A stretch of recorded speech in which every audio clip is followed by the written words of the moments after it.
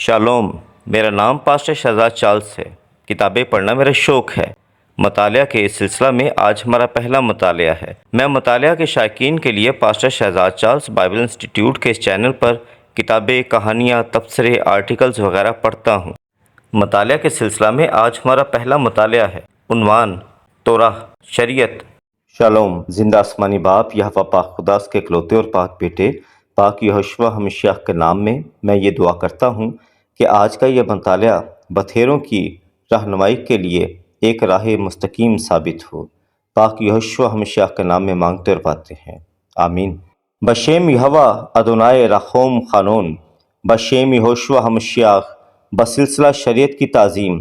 سلسلہ نمبر 1، راقم العروف pastor Shahzad Charles. عنوان: توراہ یعنی شریعت۔ تعارف۔ اردو لفظ شریعت۔ لفظ شریعت عربی اسم شرع سے ماخوذ ہے۔ لفظ شرع، شریعت کے لغوی معنی: راہ راست، وہ راہ راست جو خدا تعالیٰ نے بندوں کے واسطے پیدا کی اور جس کا حکم فرمایا۔ آئین، مذہب، قانون، دستور، راہ، طریقہ، سمرتی، دھرم شاستر۔ شریعت کے لیے انگریزی لفظ لا بھی استعمال کیا جاتا ہے۔ شریعت یعنی انگریزی لفظ لا صرف قانون، آئین اور دینی ضابطہ کے تصور کو پیش کرتے ہیں۔ شریعت یا انگریزی لفظ لا صرف قانون، آئین اور دینی ضابطہ کا تصور پیش کرتے ہیں، جس کا نتیجہ یہ ہے کہ جب کوئی شخص کتاب مقدس کا مطالعہ کرتا ہے تو وہ شریعت کو محض آئین اور قانون ہی سمجھتا ہے۔ اس سبب سے ایسے اشخاص کی عقل، سوچ اور نظریات ایک تنگ اور بند گلی میں آ کر ٹھہر جاتے ہیں، جہاں شریعت کے لیے سوچ کی وسعت کا راستہ بند ہو جاتا ہے۔ خدا اور اس کے کلام سے متعلق درست اور مثبت لفظ ہمارے ایمان پر بہت زیادہ اثر انداز ہوتے ہیں اور ہمیں خدا کی پہچان اور اس کے کلام کے نزول کے مقاصد کو جاننے میں بہترین رہنمائی حاصل ہوتی ہے۔ اور جب ہم اس کے برعکس خدا اور اس کے کلام کے متعلق منفی الفاظ کا انتخاب کرتے ہیں جو اس کا پورا مفہوم بیان کرنے سے قاصر ہیں، تو اس کے نتیجہ میں ہماری روحانی زندگی جمود کا شکار ہو جاتی ہے۔ مثال کے طور پر، جیسا کہ اگر لفظ غذا یا خوراک کے معنی صرف کھانا، اسم فعل، سامان شکم، پیٹ پوجا، بھوجن، چارہ ہی سمجھا جائے تو پھر مطلب یہی لیا جائے گا کہ ہر وہ چیز جو ہمارے منہ اور حلق سے گزر کر پیٹ میں چلی جاتی ہے اور ہماری بھوک مٹائے وہ غذا یا خوراک ہے۔ اس طرح تو ہر شخص کے لیے غذا یا خوراک کا مطلب صرف اور صرف پیٹ کو بھرنا ہی رہ جاتا ہے۔ غذا کے معنی صرف کھانے کے ہی نہیں بلکہ دوا کے بھی ہیں، پیٹ بھرنا ہی نہیں بلکہ توانائی کے بھی ہیں، سامان شکم ہی نہیں بلکہ سامان قوت بھی ہیں۔ جس طرح لفظ غذا، خوراک اپنے اندر بہت گہرا علم اور وسعت رکھتا ہے، اسی طرح عبرانی زبان کا وہ لفظ جس کا ترجمہ شریعت یا لا کیا جاتا ہے وہ اپنے اندر بہت وسعت اور گہرا علم رکھتا ہے۔ توراہ، جیسا کہ ہم جانتے ہیں کہ کتاب مقدس کی اپنی زبان عبرانی ہے اور پھر دنیا کی بیشتر زبانوں میں تراجم کیے گئے۔ اردو بائبل مقدس میں جس عبرانی لفظ کا ترجمہ شریعت یا لا کیا گیا ہے وہ دراصل عبرانی لفظ توراہ ہے۔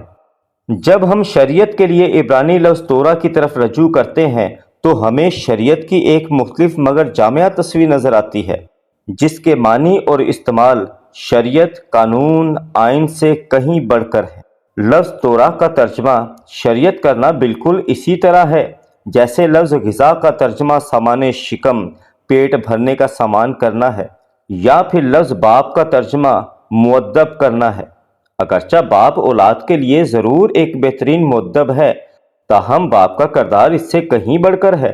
بالکل اسی طرح سے عبرانی لفظ توراہ میں الہی قانون کا مفہوم ضرور موجود ہے، تاہم توراہ صرف قانون یا ضابطہ تک محدود نہیں، اس کے معنی اس سے کہیں بڑھ کر ہے۔ عبرانی لفظ توراہ کے معنی ہدایت، تعلیم، توراہ کی 5 کتابیں، اسفار خصمہ، نظریہ و نظام۔ لفظی: اس نے نشاندہی کی، اس نے ہدایت کی، اس نے سکھایا۔ بطور دینی اصلاح، ہدایات، نصیحت، ایوب 22 باب 22 آیت۔ قانون، شریعت، لا، موسوی شریعت، मलाकी 4 बाब 4 आयत। क्योंकि ये तोरा यहोवा पाक खुदा की है, इसलिए हम तोरा के मानी और असलाहात को यहोवा पाक खुदा के साथ रखते हैं और फिर इन इस्लाहात की असल तस्वीर का नज़ारा करते हैं। पाक यहोवा की शरीयत, पाक यहोवा की हदायत, पाक यहोवा की नसीहत, पाक यहोवा की तालीम, पाक यहोवा का नज़रिया, पाक यहोवा का निज़ाम, पाक यहोवा की तरबियत, पाक यहोवा की मर्जी, पाक यहोवा ने निशानदही फरमाई, पाक यहोवा ने सिखाया, पाक यहोवा की राह। क्योंकि ये तोरा यहोवा पाक खुदा की है, इसलिए हम तोरा के मानी और असलाहात को यहोवा पाक खुदा के साथ रखते हैं और फिर इनकी इस्लाहात की असल तस्वीर का नज़ारा करते हैं।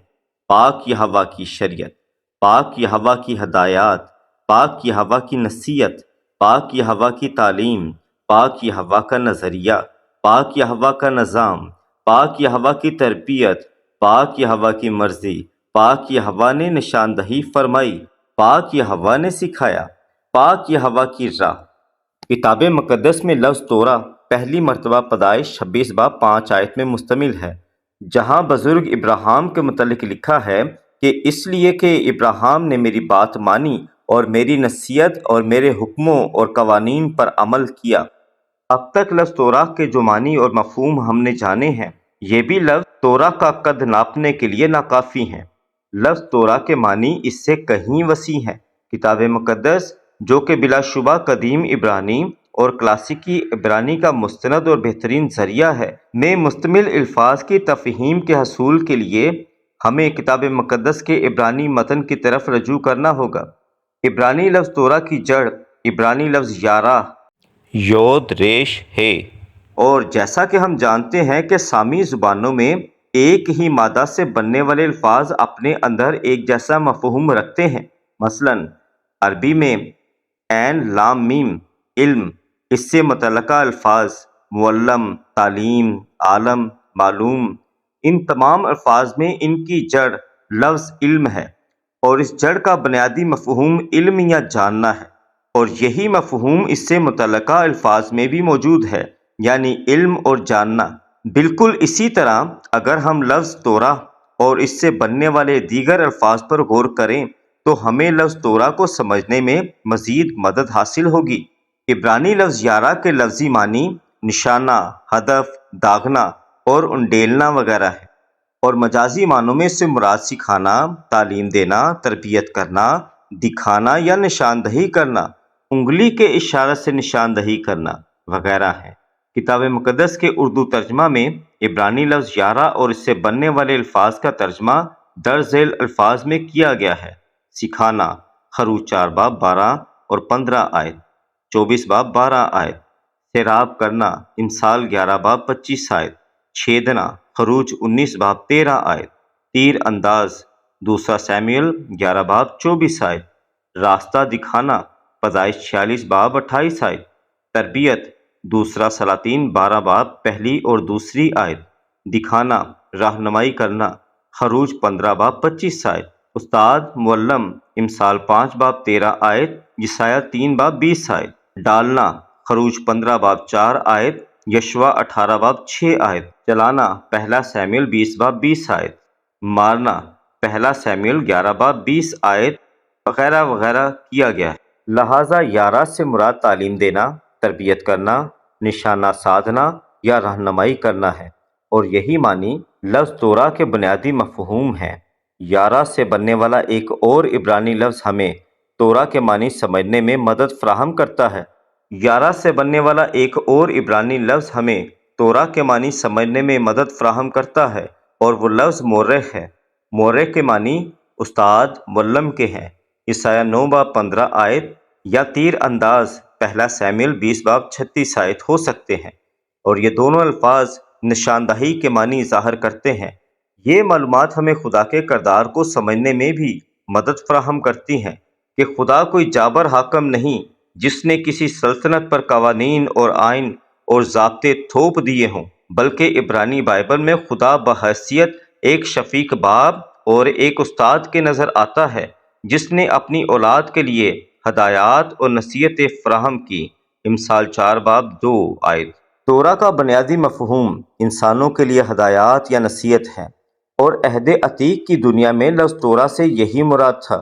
یوں لفظ تورا یا توریت اپنے اندر تعلیم، تربیت، نصیحت، ہدایت اور نشاندہی کے وسیع معنی رکھتا ہے، اور لفظ تورا فقط موسیٰ کی 5 کتب تک ہی محدود نہیں، بلکہ اس کا اطلاق تمام الہامی کتب پر بھی ہوتا ہے۔ پہلا تیموتھیوس 3:16۔ عہد عتیق کا یونانی ترجمہ کرتے ہوئے ہفتادی ترجمہ یا سیپٹویجنٹ مترجمین علماء نے لفظ تورا جس سے مراد ہدایت یا نصیحت مراد ہے، اس سے لفظ تورا کا ترجمہ یونانی لفظ نوموس کر دیا، جو کہ عبرانی تورا کے درست معنی ظاہر کرنے سے بالکل قاصر ہے۔ یونانی لفظ نوموس عبرانی لفظ تورا کی جگہ 430 مرتبہ استعمال کیا گیا۔ یونانی لفظ نوموس سے مراد ہے اصول، حکم، قانون، کوئی ضابطہ، کوئی قائم کردہ چیز، موسیٰ کی شریعت، موسیٰ کی شریعت کی 5 کتابیں۔ یونانی لفظ نوموس دراصل یونانی نیمو سے ماخوذ ہے، جس کے معنی چیزوں کو تقسیم کرنے کے ہیں۔ یہ خاص کر جانوروں کی گھاس یا چارہ تقسیم کرنے کے لیے استعمال ہوتا تھا۔ نوموس کے لیے لغوی معنی تقسیم، گروہ بندی یا لائے عمل وغیرہ ہے۔ نئے عہد نامہ کے مصنفین نے عہد عتیق کے یونانی متن سے اقتباس کرتے ہوئے وہی یونانی لفظ نوموس عبرانی تورا کے لیے استعمال کیا تھا۔ اکثر ہمیں کتاب مقدس میں جملہ موسیٰ کی شریعت تورات موشے یونانی نوموس موسے نظر آتا ہے۔ یشوع 8:32۔ دراصل اس سے مراد موسیٰ کی معرفت عطا کی گئی شریعت یا توریت ہے۔ مسیحی علماء کتاب مقدس کی پہلی 5 کتب کے لیے پینٹیٹیوچ یعنی 5 تومار بھی استعمال کرتے آئے ہیں۔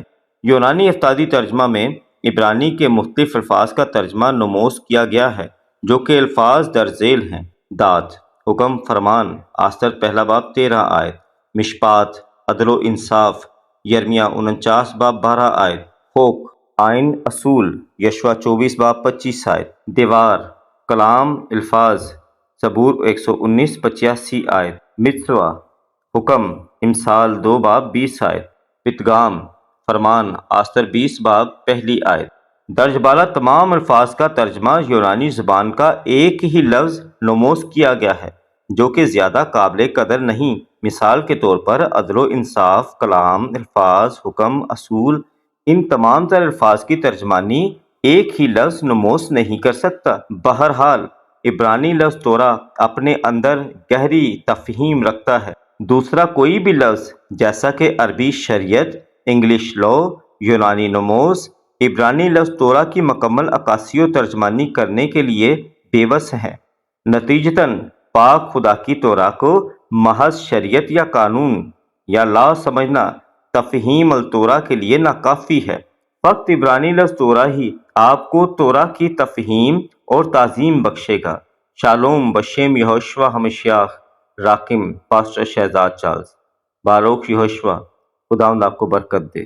اس آرٹیکل کو تیار کرنے میں نے جن کتب سے سہارا لیا: کتاب مقدس، قاموس الکتاب، آرٹیکل تورا 119 منسٹریز، حنین وقاص کا آرٹیکل تورا لسانی اعتبار سے، مشیاخ تھیالوجیکل ویوز۔ مطالعہ کا یہ سلسلہ پسند آیا ہو تو ہمارے چینل کو لائک کیجیے گا، سبسکرائب کیجیے گا اور دوستوں کے ساتھ شیئر کرنا مت بھولیے گا۔ چینل کا نام ہے pastor Shahzad Charles Bible institute. خداوند آپ کو برکت دے۔